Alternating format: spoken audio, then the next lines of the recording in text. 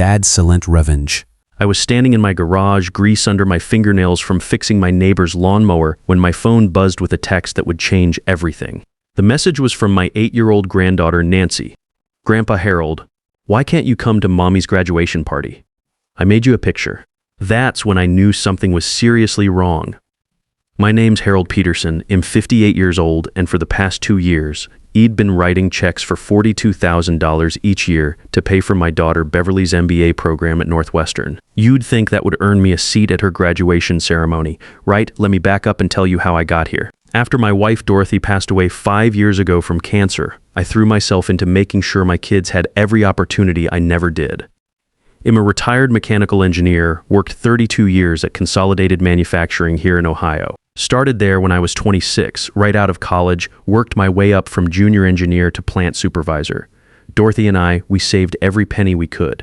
We weren't rich, but we were comfortable. The house was paid off, retirement account was solid, and we had a little nest egg for emergencies. When Beverly came to me 2 years ago saying she wanted to go back to school for her MBA, I didn't hesitate for a second. She was working as a marketing coordinator at some mid-sized company, making decent money but stuck in middle management. She had bigger dreams. Dad, Shed said, sitting at my kitchen table where Dorothy used to make her famous Sunday pot roast. "This program at Northwestern is my shot. It's $42,000 a year, but the connections it'll make, the career opportunities. I can pay you back once I land that executive position." I looked at her sitting there, 30 years old, determined as hell, and I saw Dorothy's ambition burning in her eyes. Beverly had always been our go-getter. Honor roll in high school, dean's list in college, always pushing herself to be better. Dorothy used to say Beverly got her drive from watching me work double shifts to afford her dance lessons and college application fees. "Sweetheart," I said, "you don't pay me back. You make the most of it? That's payment enough for your old man." Her eyes filled up with tears. "Dad, that's $84,000. That's your retirement money. Dorothy and I saved that money to give our kids opportunities. This is exactly what it's for." So I wrote the checks. $42,000 in August 2022, another $42,000 in August 2023. That's $84,000 of the money Dorothy and I had scripted and saved for 30 years. Every dollar represented overtime shifts, skipped vacations, coupon clipping, and Dorothy's side job doing bookkeeping for local businesses. But seeing Beverly excited about marketing strategies and business plans, watching her light up when she talked about brand management and corporate leadership, it felt worth every penny. My son Eugene has a different story entirely. He teaches 3rd grade at Lincoln Elementary, makes about $45,000 a year, and never asked me for a dime except maybe help with Christmas presents for little Nancy. Eugene's the steady one, the one who calls every Sunday, the one who stops by to check on me without being asked. He married his college sweetheart Linda, they've got Nancy, and they're happy with their simple life. Eugene always said he was grateful just to have dinner with his old man once a week, but Beverly, she was going places. She had plans, ambitions, dreams bigger than our little Ohio town, at least. That's what I thought. Things started feeling off around Christmas last year. Beverly would come over for our traditional Christmas Eve dinner, but she'd spend half the time on her phone talking about her study group and networking events. She started dressing different too. Designer clothes that looked expensive, handbag that probably cost more than Eugene makes in a month, jewelry I knew she couldn't afford on her graduate assistant salary of maybe $15,000 a year. Business school is about image. Dad, Shed say when E'd raise an eyebrow at her outfit, you have to look successful to be successful. It's all about networking and making the right impressions. I figured she knew what she was doing. She was the one in business school, not me. I was just a guy who knew how to fix machines and solve engineering problems. What did I know about corporate networking? But then came that text from Nancy in early March, just 2 months before graduation. I called Eugene immediately, my hands actually shaking as I dialed his number. "Eugene, what's this about Beverly's graduation? Nancy thinks I'm not invited to the ceremony." There was a long pause on the other end. I could hear his kids playing in the background, normal family sounds that suddenly made my empty house feel even quieter. "Dad, I think you need to talk to Beverly directly about that. I'm talking to you first. What's going on, son?" Another pause, longer this time, Beverly said. She said the graduation reception is for students and their professional networks only. She said it wouldn't be appropriate for family members to attend. I felt like someone had punched me in the gut and knocked all the air out of my lungs. Professional networks. Eugene, I paid $84,000 for that education. I think that makes me pretty damn invested in her professional future. I know, Dad, I told her the same thing. But Shez got this new boyfriend now, Leonard something, and he's some kind of investment banker from Chicago. I think has been filling her head with ideas about image and networking and all that business school stuff. That night, I couldn't sleep. I kept thinking about Dorothy, how proud she'd been when Beverly graduated college summa cum laude, how Shed always said Beverly would do great things. That girl's got fire in her belly, Dorothy used to say. She's going to change the world. This wasn't the daughter we'd raised. This wasn't the girl who used to help me rebuild engines in the garage who learned to change oil because she wanted to understand how things worked. The next morning, I did something I probably shouldn't have done. I got on LinkedIn, something I barely understood but had set up when I retired because Eugene said it was important to stay connected. I searched for Beverly's profile, and what I found made my blood run cold. There were photos from some business conference in Chicago from just 2 weeks ago. Beverly was dressed in a suit that probably cost more than Eugene makes in a month, standing next to this Leonard character who looked like he'd stepped out of a magazine. The guy was tall, perfectly groomed, expensive watch, the whole 9 yards. The caption under Beverly's post read, "Grateful for the opportunities that come with hard work and dedication, building tomorrow's leaders today. MBA life networking success, future leader hard work and dedication. No mention of her father had been funding this hard work with his life savings." I scrolled through more posts, going back months. Photos from expensive restaurants in downtown Chicago, weekend trips to wine country in California, networking events at country clubs that probably cost more to join than I made in a year. All of it happening while I was supposed to believe she was struggling to pay for groceries and textbooks. Then I found the post that broke my heart completely. It was from February, a photo of her at some business leadership symposium at a fancy hotel. She was wearing a dress that looked like it came from one of those stores where they don't even put price tags on things. Someone in the comments had asked about her background, where she came from, and Beverly had responded, "I'm focused on building my own legacy. Sometimes you have to leave the past behind to embrace the future you're creating. Leave the past behind. That past was me. That past was Dorothy. That past was the woman who cleaned houses on weekends to help pay for Beverly's college textbooks, the man who worked double shifts during Christmas season so we could afford her sorority fees and study abroad program." I closed the laptop and sat in my workshop for hours, just thinking, Dorothy always said I was too patient, too willing to see the best in people even when they were showing me their worst. But she also taught me that respect has to be earned and maintained, and that sometimes the people you love most are the ones who need the hardest lessons. Beverly wasn't just taking my money, she was taking my dignity and throwing it away like yesterday's newspaper. That's when I decided to do something I'd never done before in my 58 years of life. I was going to fight back, but I was going to do it smart. I was going to use my engineering brain to solve this problem systematically, the way I'd solved production problems at the plant for 3 decades. First thing I did was gather all the evidence. I printed out every bank statement showing the $84,000 in tuition payments over 2 years. I took screenshots of every single one of Beverly's LinkedIn and Facebook posts, showing her expensive lifestyle choices. I went through my credit card statements and found receipts for all the times ID helped her with emergency expenses that were apparently being spent on designer clothes and weekend getaways. Next, I did what any good engineer does when facing a complex problem. I researched the system. I spent 6 weeks learning everything I could about Northwestern's MBA program, their student conduct policies, their financial aid guidelines. Turned out they have very strict rules about how educational funds are supposed to be used and about students honestly representing their financial situations. I learned that MBA students are expected to maintain certain ethical standards, especially when it comes to financial transparency.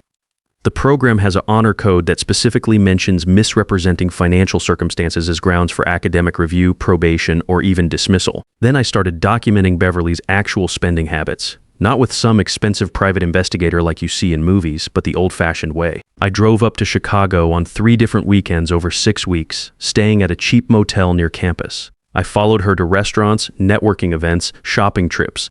I took photos of her coming out of stores carrying bags that cost more than most people's monthly rent. What I found was a pattern of someone living a completely different life than the struggling graduate student Shed been presenting to me. I discovered that Beverly was spending $200 on single dinners, $800 on shoes, $1,500 on handbags, all while telling me she could barely afford her $900 monthly rent for what turned out to be a luxury apartment in Lincoln Park. The rent alone should have been a red flag. No graduate student living on financial aid could afford a place like that. I also found out more about Leonard Whitfield. Investment banker, yes, but also a guy with a history, according to some online research. Had been engaged twice before to women in professional programs. relationships that ended right after they graduated and got their first jobs. I seen his type before in my engineering career. Guys who used people like stepping stones, always looking for the next opportunity to climb higher. 8 weeks before graduation, I made my move. I drove up to Chicago unannounced on a Thursday evening. I told Beverly I wanted to take her out for a pre-graduation dinner to celebrate her upcoming achievement, but Shed made excuses every time I suggested it. Said she was too busy with final projects, too swamped with recruiting events, too exhausted from networking. I parked outside her apartment building, a gleaming high-rise that definitely wasn't student housing, and called her from the lobby. Dad, what are you doing here? I told you I was busy this week. I'm in your lobby, sweetheart. I drove 3 hours to see you. Can you come down for just a few minutes? We need to talk. When she came down 20 minutes later, I barely recognized my own daughter. Designer everything from head to toe, shoes that probably cost $600, a purse that looked like it belonged in a museum, jewelry that caught the light like it was made of real diamonds. This wasn't the girl who used to wear my old work shirts when she helped me rebuild carburetors, who learned to use a socket wrench because she wanted to understand how engines worked. Beverly, I want to show you something, I said, pulling out a thick folder I'd prepared. These are bank statements showing every penny I've paid for your education over the past 2 years. And these are printouts from your social media showing how you've been spending your time and money. Her face went white as fresh paint. Dad, I can explain all of this. Can you explain why you told people online that you're building your own legacy and leaving the past behind? Can you explain why your granddaughter thinks I'm not good enough to come to your graduation ceremony? She looked around the fancy lobby like she was embarrassed to be seen with me. Like I was some vagrant who'd wandered in off the street, instead of the man who'd made her privileged life possible. Dad, you don't understand how business school works. Image matters here. The people I'm networking with, they expect a certain level of sophistication. Level of sophistication? Beverly, I'm the level of sophistication that made your fancy networking possible. I'm the sophistication that paid for that outfit you're wearing and the apartment you're living in. I know, and am grateful. But Leonard says that in the corporate world, you have to present yourself as someone who belongs there naturally. Having a father who works with his hands, it sends the wrong message to potential employers and business contacts. That's when I knew I'd lost her completely. This wasn't just about graduation or some boyfriend's bad influence. This was about who Beverly had chosen to become, and it wasn't anyone Dorothy and I had raised. Beverly, here's what's going to happen, I said, keeping my voice calm and level the way I did when I was dealing with a serious problem at the plant. I'm going to your graduation ceremony whether I'm invited or not. And I'm going to have a conversation with Dean Melvin Carter about student conduct policies and how MBA candidates are expected to represent themselves honestly to their funding sources. You can't do that, Dad. You'll ruin everything I've worked for. Sweetheart, I think you already did that yourself. I left her standing in that lobby, probably trying to figure out how to explain to her doorman why she'd been arguing with someone who looked like he belonged in a factory instead of her upscale building. Graduation day came 6 weeks later, and I showed up in my best suit, the same navy blue one-eyed worn to Dorothy's funeral and Eugenie's wedding. I brought my folder of documentation and printed copies of every social media post Beverly had made about her lifestyle over the past 2 years. The ceremony itself was held in a big auditorium on Northwestern's campus. I watched Beverly walk across that stage to get her diploma, and for just a moment, I felt the pride Dorothy would have felt. Our daughter had accomplished something significant even if she'd lost her way in the process. But it was the networking reception afterward where I made my play. I found Dean Melvin Carter during the cocktail hour, introduced myself as Beverly Peterson's father and primary financial contributor to her education. I explained that I had some concerns about how educational funds were being represented and used. Dean Carter was a distinguished-looking man in his 60s, the kind of guy who'd probably seen every type of student and parent over his decades in academia. He looked through my documentation for about 15 minutes, his expression growing more serious with each page. Bank statements, social media, screenshots, receipts, timeline of events. I'd organized it all like an engineering report, clear and methodical. Finally, he looked up at me and said, "Mr. Peterson, this is very troubling. We have strict policies about financial transparency and ethical conduct for our MBA candidates. We'll need to schedule a formal review with Miss Peterson next week." Across the reception hall, I could see Beverly watching us, her face pale as fresh snow. Leonard was next to her, probably calculating how this would affect his own reputation in their social circle. I watched him lean over and whisper something in her ear, and even from a distance I could see her shoulders slump. When Dean Carter called Beverly over, I watched my daughter try to explain away 2 years of deception and manipulation. She claimed the expensive lifestyle was necessary networking, that building professional relationships required a certain image, that Shed always planned to pay me back once she landed her executive position. Peterson, Dean Carter said in a voice that had probably disciplined hundreds of students over the years, you signed documents at the beginning of your program stating that your family was providing financial assistance based on demonstrated need. These social media posts and documented expenses suggest a level of discretionary spending that directly contradicts that representation. Beverly started crying then, not the graceful tears of someone who's genuinely sorry, but the panicked tears of someone who's been caught and knows the consequences are coming. Leonard took a step back from her, literally distancing himself as her world started crashing down. I can explain everything, she said, her voice shaking. The clothes, the dinners, Leonard paid for most of that. I never used Dad's money for personal expenses, but I'd done my homework. Dean Carter, I said, I have records showing that my daughter requested additional emergency funds 17 times over the past 2 years, totaling $12,000 beyond the tuition payments. Each request was for supposed educational necessities, textbooks, computer equipment, conference fees. The receipts show these funds were spent on luxury items. Dean Carter nodded grimly. Ms. Peterson, we'll need you to meet with the Academic Review Board on Tuesday morning. Until this matter is resolved, your degree conferment will be held pending investigation. Beverly graduated that day, but with an asterisk that followed her for months. Academic probation, mandatory ethics courses, and a work-study program to repay the misspent funds to the university's general scholarship fund. She also had to write formal letters of apology to every professor Hod recommended her for networking opportunities. Leonard disappeared from her life within a week, just like Id predicted. Turns out when you're dating someone for their connections and success potential, academic probation and ethical violations are immediate deal breakers. That night, Beverly called me around midnight, crying harder than Id heard since she was a little girl Hod fallen off her bike and scraped both knees. Dad, I'm so sorry. I'm so incredibly sorry. I got caught up in trying to be someone else and I forgot who I really am. Beverly, I didn't do this to humiliate you or destroy your career. I did it because I love you enough to hold you accountable. That's what real fathers do. I know. I wanted to fit in so badly with these people. Leonard made me feel like my background, our family, was something to be ashamed of instead of proud of. Your background is working people who saved every penny to give you opportunities most folks only dream about. There's nothing shameful about honest work and sacrifice. How do I fix this, Dad? How do I make this right? You start by remembering where you came from and who raised you. You stop trying to impress people who don't deserve your respect, and you figure out how to be successful without forgetting the people who helped you get there. It took months, but slowly Beverly started finding her way back to the person Dorothy and I had raised. She took a job at a smaller consulting firm, one that valued her skills and work ethic more than her ability to network at country clubs. She moved out of that expensive apartment into something she could actually afford. She stopped posting lifestyle photos on social media and started sharing articles about business ethics and corporate responsibility. Eugene, who'd watched this whole mess unfold from the sidelines, told me he was proud of how Ed handled it. Dad, you taught Beverly a lesson about respect and integrity without destroying the family. That takes real wisdom. Your mother always said the hardest part of being a parent is knowing when to stop helping and start expecting. 6 months after graduation, Beverly showed up at my house on a Saturday morning. I was in my workshop rebuilding a transmission for my neighbor's old Chevy when I heard her car pull into the driveway. She came out to the garage wearing jeans and one of my old work shirts, looking more like my daughter than she had in years.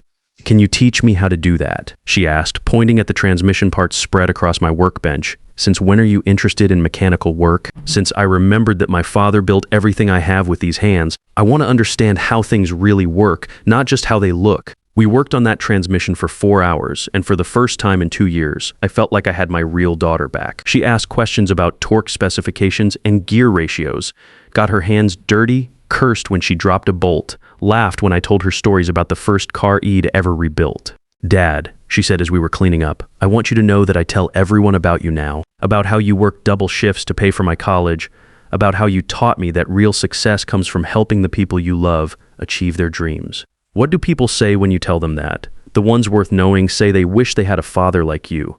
The ones who aren't worth knowing don't matter anymore.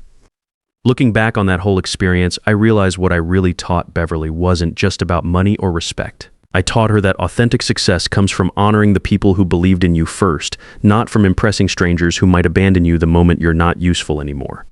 Dorothy would have been proud, not just of Beverly for finding her way back to her values, but of me for finding the backbone to guide her there without losing our relationship completely. These days, Beverly calls me every Sunday morning. She asks about my projects, tells me about her work, and sometimes she brings her new boyfriend Marcus around to meet the blue-collar father who raised her. Marcus is a high school math teacher who thinks it's cool that I can rebuild engines and respects the fact that I supported my daughter's education. And you know what? The guys who stick around are always the ones who can appreciate good, honest work when they see it. Beverly's doing just fine now. She learned that real networking isn't about hiding who you are, it's about being so good at what you do that your background becomes an asset, not a liability. And sometimes the most important lesson a parent can teach is when to stop enabling and start expecting the respect you've earned. I still have that text from Nancy saved on my phone. Grandpa Harold, why can't you come to Mommy's graduation party? Now she asks when coming to her school plays, her soccer games, her birthday parties. Because her mother finally remembered that some invitations should never have to be earned. They should be given freely to the people who love you most. Sometimes the greatest gift you can give someone you love is the refusal to enable their worst impulses, even when it hurts both of you in the short term. Real family isn't about who shows up when times are good, it's about who has the courage to hold you accountable when you've lost your way.